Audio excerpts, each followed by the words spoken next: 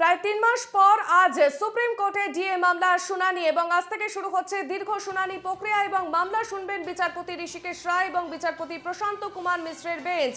এর আগে 11 বার ডিএ মামলার শুনানি হয়েছে শীর্ষ আদালতে এবং দ্বাদশ শুনানিতে কি বড় ঘোষণা উঠে আসতে চলেছে সেই অপেক্ষায় রয়েছে কিন্তু আন্দোলনকারীরা।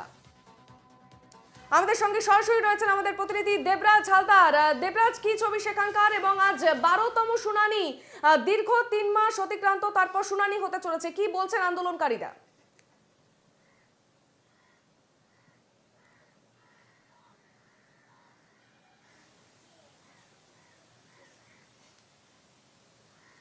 দেখো, প্রতি মুহূর্তের আপডেট কিন্তু ডিএ মঞ্চের পক্ষ থেকে আমরা বারবার কিন্তু এনকেটিভি দর্শকদের সামনে তুলে ধরি এবং দীর্ঘ 12 বার কিন্তু এই ডিএ মঞ্চের একাধিকবার শুনানি হয়েছে এবং তুমি জানো যে সুপ্রিম কোর্টে কিন্তু ইতিমধ্যে ধারাবাহিকভাবে শুনানি শুরু হবে।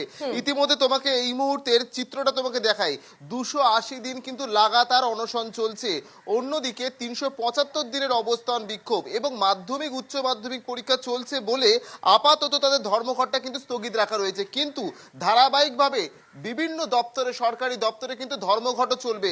ইতিমধ্যে অনশনকারীরা কিন্তু তারা কিন্তু প্রতি মুহূর্তে তাদের মনোবল বাড়াচ্ছে, কারণ তুমি জানো গতকালই একজন অসুস্থ হয়ে গিয়েছিলেন কিন্তু হাসপাতাল থেকে ফিরেছে, আবারও কিন্তু অনশনে বসেছে। এই অন্যদিকে তাদের এই মঞ্চ খুলে নেওয়ার বিষয়টিকে কিন্তু হাস্যকর বলেও কিন্তু উল্লেখ করেছে কুণাল ঘোষ। সব মিলিয়ে তারা কি বলছে তাদের মুখ থেকে শুনবো। একটু এগিয়ে আসার জন্য বলবো যে কুণাল ঘোষ বলছে আপনাদের বিষয়টা হাস্যকর, অন্যদিকে সুপ্রিম কোর্টে আপনাদের বিষয়টা ধারাবাহিকভাবে শুনানি হচ্ছে, কোথাও আশার আলো দেখছেন? প্রথমেই বলি যে কোনো পার্টির কাছে সে হয়তো গুরুত্বপূর্ণ ব্যক্তি হতে পারে, আমাদের কাছে মোটেই গুরুত্বপূর্ণ নয়। আলতু ফালতু লোকের কথার উত্তর আমরা দিই না। আর অবশ্যই আমরা আশাবাদী যে সুপ্রিম কোর্ট সাধারণ মানুষের কথা চিন্তা করে, বিশেষ করে যারা রিটায়ার পার্সন আছে তাদের মানে অমানবিক যে একটা সমাজ ব্যবস্থার যে এখন পশ্চিমবঙ্গ অবস্থা চলছে সেটার দিকে তাকিয়ে নিশ্চয়ই তাদের পক্ষই রায় দেবে। তারা রায় পাওয়ার ব্যাপারে অত্যন্ত আশাবাদী এবং এই দিকে আমি তোমাকে আরো একটা চিত্র দেখাবো যে গতকাল যিনি অসুস্থ হয়ে গিয়েছিলেন এবং অনশন চলাকালীন তিনি কি বলছেন, তিনি এই মুহূর্তে দাঁড়িয়ে কতটুকু তিনি প্রত্যাশা রাখছেন এই সুপ্রিম কোর্টের রায়ের উপরে, তার মুখ থেকে শুনবো।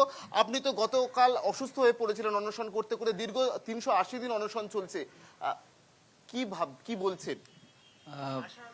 অবশ্যই অবশ্যই আমাদের যথেষ্ট মানে মহামান্য সুপ্রিম কোর্টের উপর আমাদের যথেষ্ট আস্থা আছে। আশার আলো অবশ্যই ওনারা যে রায় দেবেন কর্মচারীদের পক্ষেই রায় দেবেন এবং এখানে সব থেকে ক্ষতিগ্রস্ত যে মানুষগুলো হচ্ছে রিটায়ার্ড পার্সনগুলো, সেই মানুষগুলো শুধুমাত্র ডিএ বাড়া ছাড়া আর কোনো রাস্তা নেই। তাদের তো কোনো বেসিক টেসিক বাড়ে না, শুধুমাত্র ডিএটা যেটুকু বর্ধিত হারে বেড়ে যায় সেটাই ওনাদের প্রাপ্য থাকে। তো ওনাদের চিকিৎসা খরচ এবং ওষুধ বাবদ অনেক খরচা হয়ে যায়। তো ওনাদের দিকে তাকিয়ে মহামান্য সুপ্রিম কোর্ট নিশ্চয়ই একটা পজিটিভ রায় দেবেন। মহামান্য সুপ্রিম কোর্ট পজিটিভ রায় দেবে, কিন্তু দীর্ঘ সময় ধরে 375 দিন ধরে যে আন্দোলনটাকে জিইয়ে রেখেছে, যাদের সহযোগিতায় অত্যন্ত অন্যতম প্রধান মুখ ভাস্কর বাবু, তিনি এই বিষয়টা কিভাবে দেখছেন?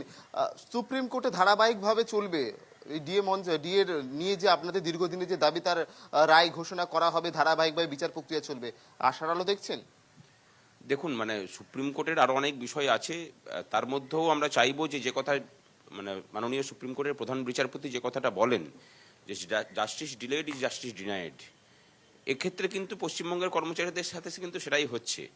মানে উনি এই খবরটা রাখেন কি না জানি না যে একটা এসএলপি তার ভাগ্য নির্ধারণ আজকে 1.5 বছর ধরেও হলো না, 10-12 বার শুনানি হয়ে গেছে অলরেডি, আজকেও কি হবে আমরা কেউ জানি না। কিন্তু আমরা তাকিয়ে বসে আছি, বিশেষ করে রাজ্যের যারা অবসরপ্রাপ্ত কর্মচারী, যাদের ডিএ ছাড়া অন্য কিছু নেই, যাদের জীবন ধারণটাই মানে প্রশ্নচিহ্নের মুখে দাঁড়িয়েছে, তাদের জন্য তাদের মুখের দিকে তাকিয়ে অন্তত রায় ঘোষণাটা দ্রুত হোক। আমরা চাইবো যে এটাকে আর দীর্ঘ না টেনে এই এসএলপির ভবিষ্যৎটাকে সুপ্রিম কোর্ট ঠিক করুক।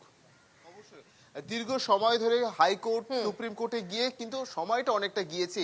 আর এই দীর্ঘমেয়াদী এই যে ধারাবাহিকভাবে যে বিচার প্রক্রিয়া চলছে তার ধারাবাহিকভাবে আরো দীর্ঘায়ু যেন না হয়, দ্রুত তার সমাধান হয়, এই মঞ্চ থেকে কিন্তু এমনটাই দাবি করছে। এবং অন্যদিকে তোমাকে দেখাবো গতকালের পর থেকে এই মুহূর্তের যে অবস্থা, বিভিন্ন রকম ভাবে ছাউনি কিন্তু খুলে নেওয়া হয়েছে।